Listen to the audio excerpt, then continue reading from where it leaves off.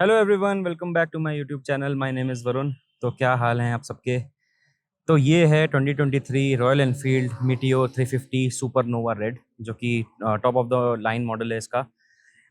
इनकी Enfield lineup में meteor के 4 वेरिएंट्स आते हैं। सबसे पहले फायरबॉल, देन आपका स्टेलर, फिर आता है ऑरोरा सीरीज़, फिर आती है सुपरनोवा सीरीज़। सुपरनोवा सीरीज़ इनकी सबसे फुली लोडेड और आप कह सकते हो कि सबसे ज़्यादा एसेसरीज लोडेड वाली बाइक है।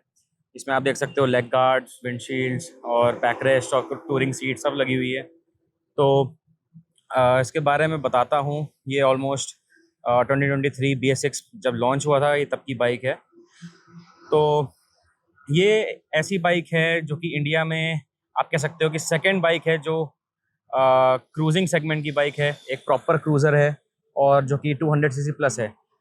आप समझ गए होंगे कि मैं जो पहली बाइक बोल रहा हूँ वो बजाज की एवेंजर थी जो आई थी, और उसके बाद से इंडियन मार्केट में कोई ऐसी बाइक नहीं है अभी तक फ़िलहाल जो एक प्रॉपर क्रूजिंग ओरिएंटेड के लिए बनाई गई हो।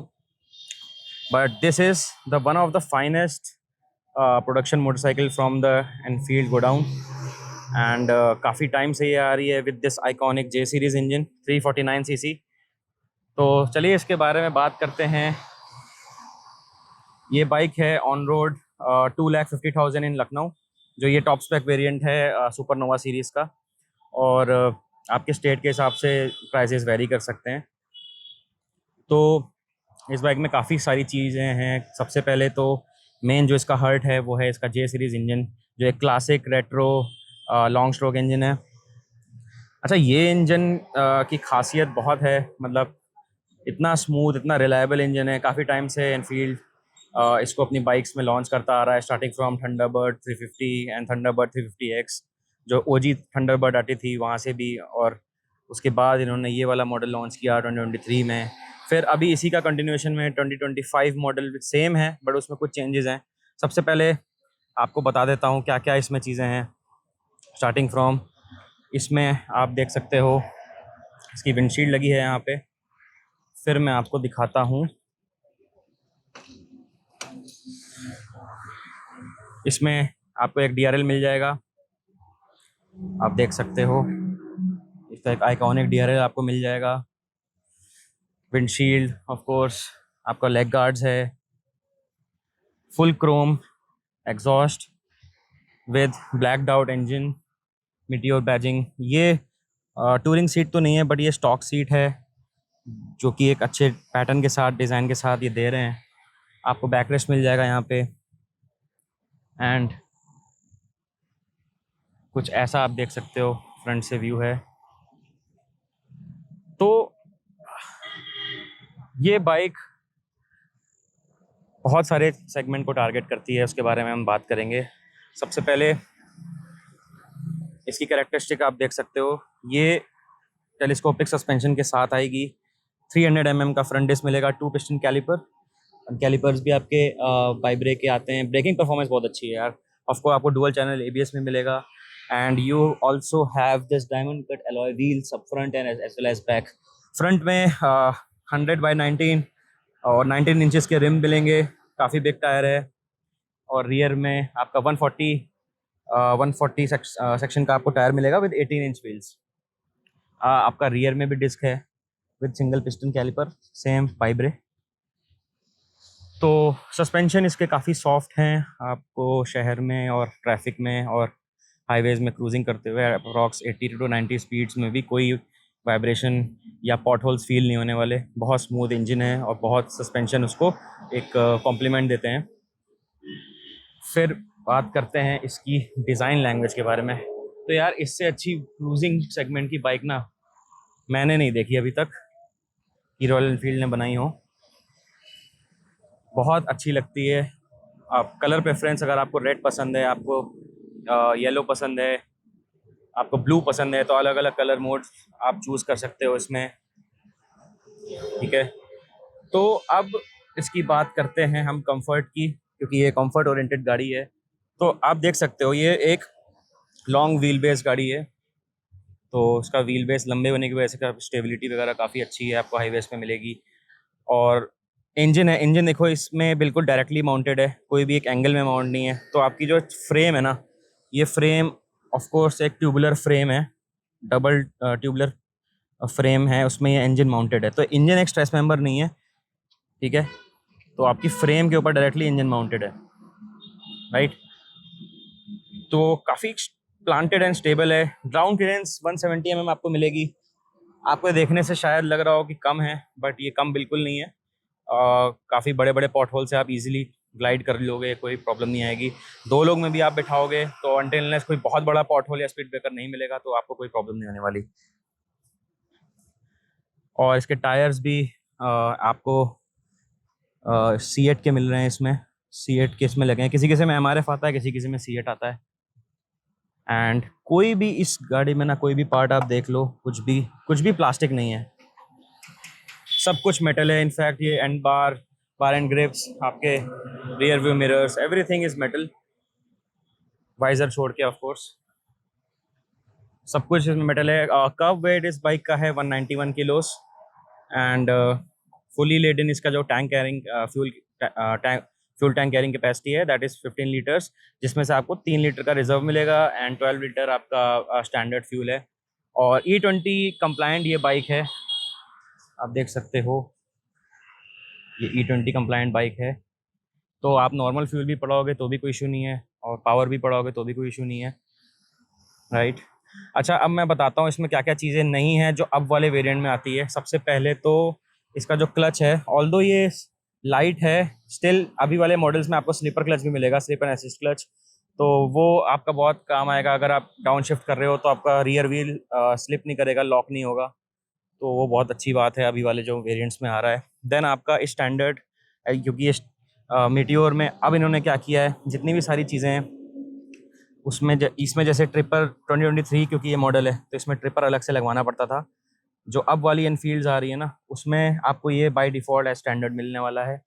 और आपके एडजस्टेबल लीवर्स भी मिलेंगे अब वाले मॉडल्स में, इसमें नहीं आते थे। तो कुछ आपको स्लीपर क्लच मिलेगा, आपको एडजस्टेबल लीवर्स मिल जाएंगे, और आपको ट्रिपर एज स्टैंडर्ड मिलेगा। तो ये सारी कुछ एसेसरीज, और विंडशील्ड ऑफ कोर्स आपको लगी मिलेगी। तो ये सारी चीज़ें आपको अब वाले ऑनवर्ड्स वेरिएंट्स में मिलना शुरू हो जाएंगी। तो this is all about the meteor 350। काफ़ी खूबसूरत बाइक है और अंडर 2.5 लाख। सबसे अच्छी बात इसकी यही है कि इकलौती ऐसी बाइक है जो एक 200 प्लस सीसी की है और एक वो क्रूज़र है। इंडिया में भाई क्रूजिंग के ऑप्शंस ही नहीं है ना, वो बजाज के इन्वेंट्री में है। बजाज के पास एवेंजर है 200, बट उसको वो और रिफाइन नहीं कर रहे हैं। आई डोंट नो वाई, उनके पास बहुत स्कोप है बट वो कर नहीं रहे हैं। एनफील्ड के पास ये बहुत अच्छी मोनोपली है कि वो बहुत प्रीमियम बाइक्स भी बनाते हैं, साथ ही साथ एक क्रूज़र है, प्रॉपर क्रूज़र है।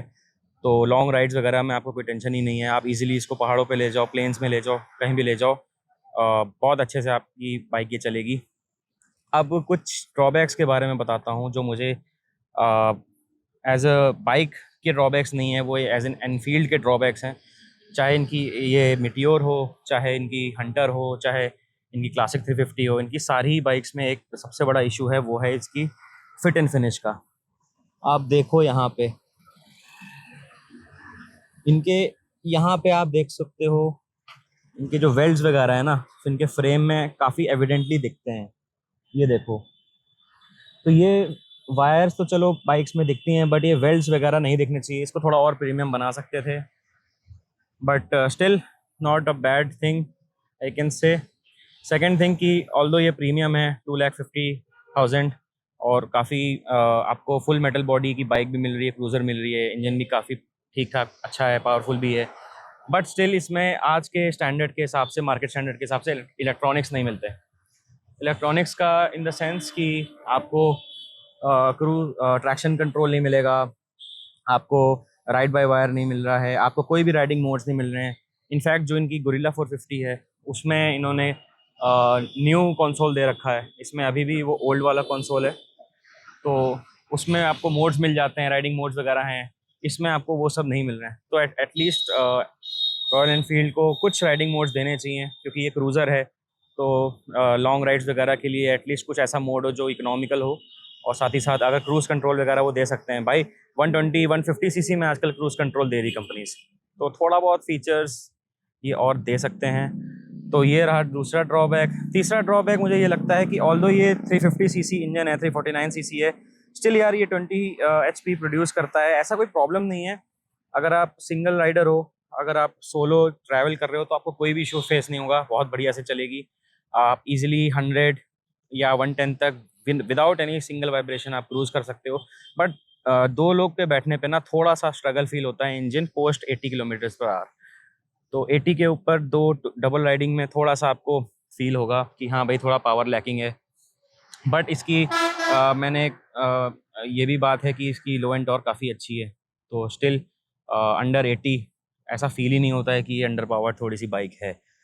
तो कोई ऐसा मेजर ड्रॉबैक्स नहीं है, जनरल ड्रॉबैक्स हैं। थोड़ा यही इम्प्रूव कर सकते हैं ये 3 चीज़ें। बाकी जिसको भी बाइक लेनी है अभी, क्योंकि जीएसटी रिफॉर्म्स भी शुरू हुए हैं तो बाइक आगे काफ़ी महंगी होगी। तो बट ये थैंकफुली 349 सीसी है, ये सस्ती होगी इनफैक्ट। तो इससे अच्छी बाइक आपको नहीं मिलेगी, एक प्रॉपर क्रूज़र 350 सेगमेंट की, और बहुत आई कैचिंग डिज़ाइन भी है और अटेंशन ग्रैबिंग डिज़ाइन है। कहीं भी आप जाओ उसकी आप अगर केयर करो जैसे ये करी हुई है तो लोग मुड़ मुड़ के देखते हैं। तो चलिए आगे बात करते हैं बाइक चलाते हुए। So guys, let's ride and I'm going to talk about their iconic J series engine जो इन्होंने 2020 में मीटियोर में ही लॉन्च किया था नवंबर में। तो उसके बाद ये इंजन जब इनका ये सक्सेस हुआ तो इन्होंने फिर मीटियोर के अलावा अपनी royal Enfield classic 350 and Hunter and remaining जो बुलेट के मॉडल्स हैं ना उसमें इन लोगों ने डिप्लॉय किया था। The good thing about this engine is along with the long stroke thing, क्योंकि इसमें एक जो इसका सिलेंडर का साइज़ है और जो पिस्टन का साइज़ है वो लंबा है, तो इसका जो थंप आपको आइकॉनिक फील होता है ना उसको जे सीरीज़ इंजन बोलते हैं, क्योंकि ये एक जे शेप का है, इसका एक डिज़ाइन है। तो ये इंजन के बारे में आप जितना बोलोगे उससे बेटर है आप यह है कि आप खुद से एक्सपीरियंस करो। I mean it's very very smooth, butter gear shifting, आपको पता भी नहीं चलेगा कि आपकी बाइक किस स्पीड में चल रही है। The weight glides, it's super smooth engine. मतलब ये इंजन इन्होंने पहले अगर लॉन्च कर दिया होता तो इनका जो फ़ैन बेस है ना, इनका जो एक कस्टमर बेस है वो और बढ़ चुका होता। इनकी जो पहले थंडरबर्ड 350X आती थी उसमें जो इंजन आते थे वो काफ़ी वाइब्रेशंस वाले होते थे। ये इंजन में वाइब्रेशंस बिल्कुल भी नहीं है। आप ईज़िली इसको 80 टू 90 भी क्रूज़ कर लो विदाउट एनी स्ट्रेस। आप इसको as low as possible 25 to 30 की स्पीड पे भी क्रूज़ कर लो तो भी कोई इसमें हिकअप्स नहीं आएँगे इंजन में। अच्छा, इस इंजन की ट्रैक्टेबिलिटी जो लो एंड ट्रैक्टेबिलिटी है वो भी बहुत बढ़िया है। आप 5th गियर में 5 स्पीड गियर बॉक्स है इसका, तो 5th गियर में आप ईज़िली 30 की स्पीड से भी इसको पुल कर लोगे ना, तो भी इसमें लो एंड टॉर्क इतना है कि ईज़िली पुल हो जाती है। सिमिलरली अगर आप हाई स्पीड्स में इसको चला रहे हो तो हालाँकि ये 20 एचपी की बाइक है, इवन दो इसमें 27 एनएम का टॉर्क भी है, but still for a single rider और फॉर अ सोलो राइडर आप इजीली 90 टू 100 की स्पीड पे इसमें क्रूज़ भी कर सकते हो। इंजन में कोई स्ट्रेस भी नहीं आएगा। तो this is the best part of the bike, there super smooth engine. Second best thing is the clutch. Even though कि ये वाले मॉडल में स्लिपर क्लच नहीं आता, 2025 ऑनवर्ड्स के मॉडल में अब इन्होंने स्लिपर क्लच देना शुरू कर दिया है। स्टिल इसका क्लच इतना स्मूथ है, आपको गियर शिफ्ट बहुत ईजिली लगेंगे, आपको शिफ्टिंग में कोई प्रॉब्लम नहीं आएगी, चाहे वो आप शिफ्टिंग चाहे डाउन शिफ्टिंग। बारी से बारी ट्रैफिक हो, चाहे आप हाईवेज़ पे चलाओ, चाहे आप बैड रोड्स पे चला रहे हो, कभी भी गाड़ी बीच में ऐसा नहीं लगेगा कि आपका गियर मिस हो रहा है या रुक रही है। ईज़िली ग्लाइड करेगी, ईज़िली आपको गियर शिफ्टिंग हो जाएगी। Now let's talk about the rest of the things. पहली तो इसके जो टायर्स हैं, इवन दो कि टायर्स की जो प्रोफाइल है वो फ्रंट में 19 इंचेस मिलते हैं आपको, बैक में 18 इंचेस मिलते हैं। इसकी स्टेबिलिटी बहुत बढ़िया है just because of the long wheel base as well as the weight of the bike. आप हाईवेज़ पे चला रहे हो और बहुत ग्राउंडेड और प्लांटेड फील होती है बाइक। थोड़ा सा भी आपको हैवीनेस नहीं लगेगी, हैवीनेस वाला इसमें वेट नहीं आएगा आपको, स्टेबिलिटी अच्छी आएगी। और इसको आपको स्पीड में चलाने में बहुत स्मूथ इस वजह से भी है क्योंकि इसकी स्टेबिलिटी अच्छी हो गई है 2 चीज़ों की वजह से। एक तो ग्राउंड क्लियरेंस, एक तो व्हील बेस, तो दूसरा इसका वेट, क्योंकि 191 किलोज़ इसका कर्ब वेट है। अच्छा, अब इसमें जो ब्रेकिंग दी है, ब्रेकिंग भी फ्रंट में 300 mm की डिस्क है, 2 पिस्टन कैलिपर, रियर में सिंगल पिस्टन कैलिपर है। तो ब्रेकिंग भी बहुत बढ़िया है, ईज़िली अच्छी बाइट भी है और बहुत अच्छे से ब्रेक्स लगते हैं और मुझे ऐसा कोई इश्यूज़ फ़ील नहीं हुआ। हाँ, एक इश्यू ये है कि इसका जो सस्पेंशन है ना, वो सस्पेंशन काफ़ी टिप हो जाता है क्योंकि सस्पेंशंस पे हम बात करेंगे। सस्पेंशन काफ़ी सॉफ्ट हैं इसके क्योंकि ऑफ़ कोर्स वेट थोड़ा भारी है बाइक का और बनाई इसलिए गई है ताकि एक क्रूज़िंग वाली फ़ील दे, तो आपको झटके फ़ील नहीं होने वाले लो स्पीड्स में। इवन दो हाई स्पीड्स ये बाइक ख़ैर जाती भी नहीं है, बनाई भी नहीं गई है इसलिए कि हाई स्पीड्स पे जाए। बट स्टिल अगर आप 80 टू 90, 100 पे भी क्रूज़ करोगे, तो सस्पेंशन थोड़ा-सा आपको अगर जर्की रोड होती है ना, तो थोड़ा-सा बम्पी फ़ील करा सकते हैं क्योंकि थोड़ा-सा सॉफ्ट है ऑन अ सॉफ्टर नोट। तो अगर तो आप 80 की स्पीड में चला रहे हो तो कोई इश्यू नहीं है। अगर आपने सोचा कि चलो मैं इसको 100 के ऊपर भगाऊँगा, तो थोड़ा-सा आपको फ़ील होने वाला है कि बम्पी लग सकता है। अगर रोड्स में थोड़ा-सा बम्प्स वगैरह है ना, तब आपको थोड़ा फ़ील होगा। तो ये थोड़ा आप माइंड में रखिएगा कि बिल्कुल ही 100 प्लस पे आप ना चलाओ, तो आपको बम्पी रोड्स फ़ील नहीं होंगी क्योंकि सस्पेंशन थोड़े से सॉफ्ट हैं। अब इसमें हर चीज़ क्योंकि मेटल है तो वाइब्रेशंस का थोड़ा-सा इश्यू है, वो भी लेग गार्ड में है। लेग गार्ड थोड़ा-सा इनका वाइड है, जो ये लोग देते हैं, प्रोवाइड कराते हैं, तो वो थोड़ा-सा वाइब्रेट करता है। एज़ सच मुझे बाकी कोई इश्यूज़ नहीं लगा, हैंडल पे भी कोई वाइब्रेशन नहीं है, ना ही फुट पैड्स पे कोई वाइब्रेशन है, ना विंडशील्ड में कोई वाइब्रेशन है और किसी भी पार्ट में कोई वाइब्रेशंस फ़ील नहीं होते। तो ऑन दैट थिंग ये बहुत एक सुपर स्मूथ बाइक होने वाली है। अच्छा ये बाइक 2,50,000 में इकलौती ऐसी क्रूज़र बाइक है इंडिया में जो 200 सीसी प्लस है, ये मैं ऑलरेडी बोल चुका हूँ। तो भाई ऐसा आपको अगर लग रहा हो ना कि इसको हम शहर में नहीं चला सकते, भाई भारी है, मोड़ने में दिक्कत होगी, ऐसा बिल्कुल नहीं है। आप इसको ईज़िली क्योंकि सीट हाइट भी लो है, ईज़िली एक्सेसिबल है हर तरह के राइडर्स को। 5 फुट 5 इंच, 5 फुट 4 इंच के भी राइडर्स इसको चला सकते हैं ईज़िली, आपके पैर भी अच्छे से लगेंगे। आप शहर में भी कट थ्रू ट्रैफिक में भी इसको मैन्यूवर कर लोगे, आप हाई स्पीड्स में भी मैन्यूवर कर लोगे। तो ऐसा बिल्कुल नहीं है कि वेट होने की वजह से आप इसको चला नहीं सकते। एक बार आप टेस्ट राइड लेके आओ, इसको आप अच्छे से मेंटेन करो और ये भाई इस बाइक का इंजन इसकी खूबसूरती है। जब आप इसको चलाओगे ना, एक तो इसकी लुक्स इतने बढ़िया हैं, बहुत ही आई कैची डिज़ाइन है, फुल मेटल बॉडी है, गुड इंजन है और प्रॉपर क्रूज़र स्टांस है, हाईली कंफर्टेबल बाइक है, फैमिली ओरिएंटेड बाइक है। इससे अच्छी एक शहर और एक मिड टूरिंग के लिए बाइक आज तक नहीं बनी, ना मैंने देखी है, ना कोई और ब्रांड्स बना भी रहे हैं। बजाज की एवेंजर आती है but that is again 200 CC.